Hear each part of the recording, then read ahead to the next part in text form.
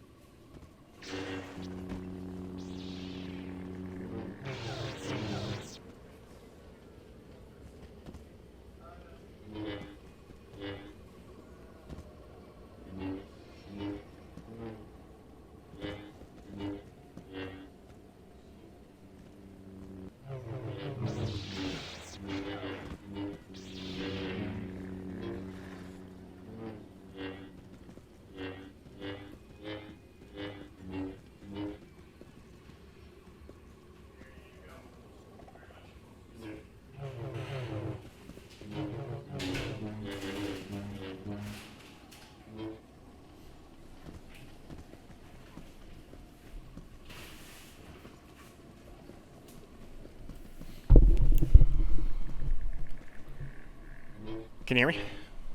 Yep. Alright, sorry. 9-6. That was my dinner. 9 to 5, Mike's favor? Yeah, okay. Yep. So. It's been a lot of really quick interactions. Very little dancing around one another. Nobody really going for info gathering and movement reads? No, there's no information here. It's just go. I mean, there's very little info to be gathered of player habits in this matchup, I think. Oh yeah, Necrid, I deafened when I went away, so there was no commentators for a second. I had to go grab my food from the doorbell man. Oh, okay, so I was just talking to myself. You sure were, but I hope you really had some good insights during that period. It's 9 to 4. Alright, yep. Oh, here, I got it. Okay. It looks like, for the most part, Mike is just... I mean, if you ask Zorath, one of the most important things in this matchup is to just be the person reacting. And...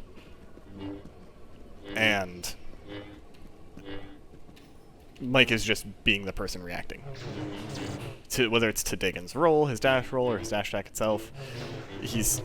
It's mostly movement, it looks like. Dagen can't really keep up.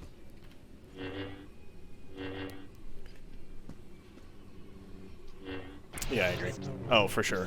That one sold me on that theory. Yeah. Far cry from the Strax match that Dagen had. That match was making me think that this would at least be something close, but at least in this matchup in particular, Mike just has Dagen. I would be very surprised to see Dagen pick Obi again against Mike. Yeah, Mike's gotten a read on where Dagen wants to go and knows that he's... Ooh, very nice, actually. Getting there. I didn't even see what that was, but... I think an aerial? The camera phased into the building. Yeah. Very difficult. Oh, that did stun. It's hard to tell. Dagen's movement there. Yeah, it did stun. Yep. Alright. Go ahead and figure out what they want to do next. You're still an admin here, I think, so. Like, next match, or map, I should say, and then ask for counter pick, or character pick and counter pick.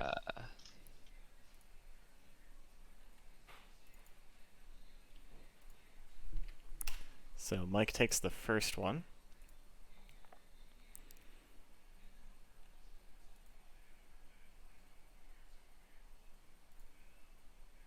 Alright. I'm digging the city. And then Mike must choose a character. Correct.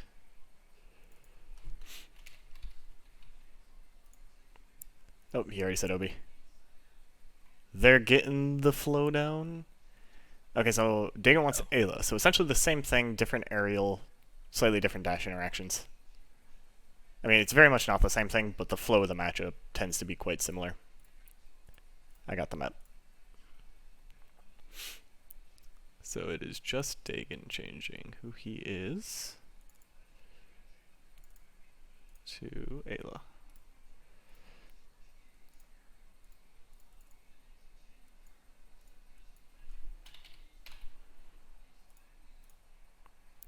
Good news is I'm getting a lot faster at switching stream elements around.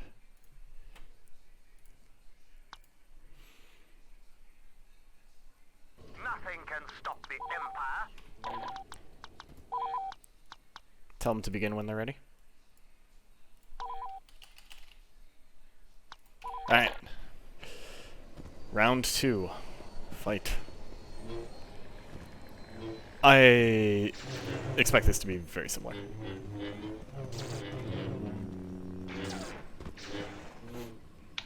Unfortunately, I would have to agree. I would like to see a closer match, but I think that just judging from that alone, Mike has the read on Daegen. In particular, I think that some of the unsafe map play from Daegen and his movement not being really responsive to Mike, rather than Daegen is basically doing movement he wants to do rather than movement based on Mike, right? And that's a big part of why Mike is getting all these intercepts, all these hits on and reads on Dagen's movement. Daegen is moving, he's not moving with respect to the opponent.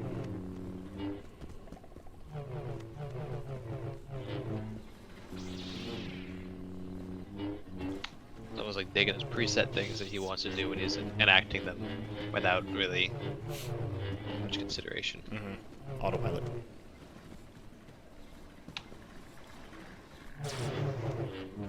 No damage there.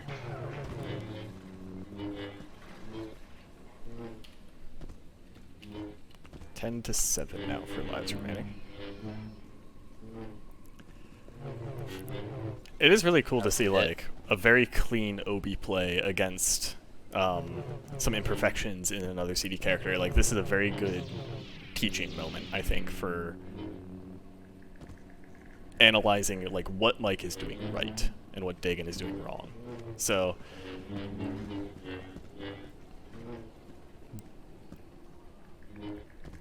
a lot of it, as you noted, positioning, movement.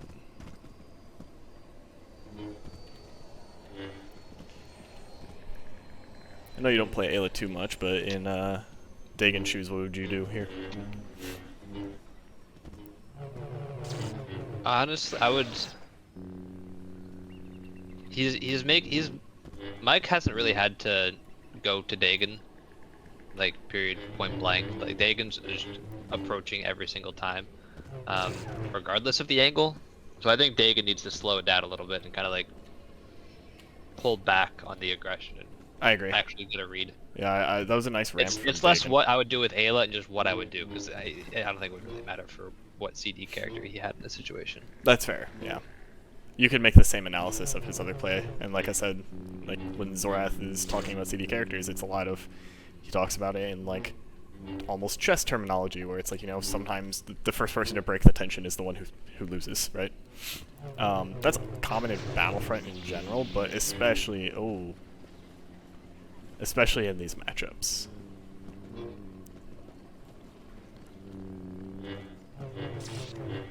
Good turn at the last second for the riposte.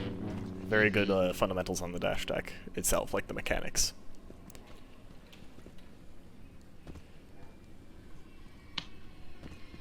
Like, I would even go so far as to say, like, that Mike tactically was going to win that interaction were it not for the good mechanics from Daegen. And that was just a straight-up dash off a building that Mike cleanly punished. I feel like every tournament I say it. With characters with long dash attacks and end lags, if you're not going to roll, and even sometimes if you do roll, don't end the dash attack off a building, otherwise you just fall straight down into a punish.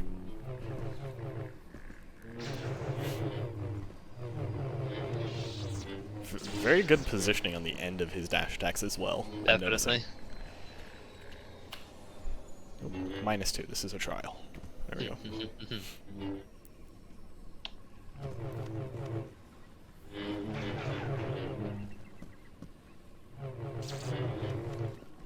Good contesting that. He just had CD. Mike had a little bit of lag run there as well. Oh, okay. Not a fan of that roll. Not a fan of that attack. That was a better roll, for sure. The thing about these matchups, right? You very frequently want to actually be rolling immediately as soon as the interaction is, like, passed. Oh, cut the wall a little. Like, as soon as the clash occurs, as soon as Ayla you meet that Obi-Wan, you want to roll, because if they're going for the long dash attack, as we've seen Mike do several times here, you need to get out of there, essentially. Like, the end of your dash is never going to be the end of their dash.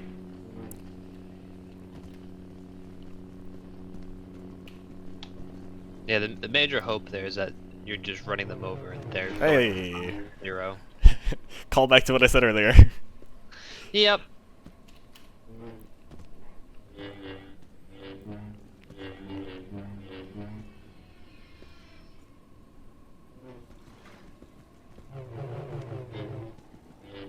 Oh. Not sure if that was supposed to be an instantaneous dash attack, but either way, the match is over. Very clean play from Mike, frankly. Like, had that well under control at all times. There was very few mistakes aside from that, like one let up, which I guess is just a misinput because he looked like he was trying to finish with a dash attack against him, and he just swung with the C1. And yeah, I'm sort of under the impression that Mike is in the top 2 of players, if not like the top 3 or 4. Just with his consistency, how clean he executes those, doesn't drop games to weaker players. Very solid all around. Very good setup of skill sets for a tournament win. When, you know, you think about players like Strax, who have like this really high ceiling, but also kind of like their floor is middling, where they can drop players or matches to sort of weaker players.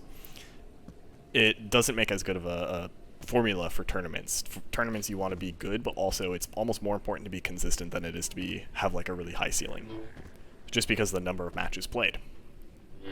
Yeah. So that's sort of also why, in my opinion, I've always been absolutely terrible in 1v1 tournaments. Like, but it pays off for somebody like Mike, for the people like William, who just consistently execute. So our next match. Oh shit. Oh, okay, no, we're fine. That ended quick enough. I thought I missed our next match, but no, that would have been impressive if we missed it in that time frame. yeah, no. It starts at 4.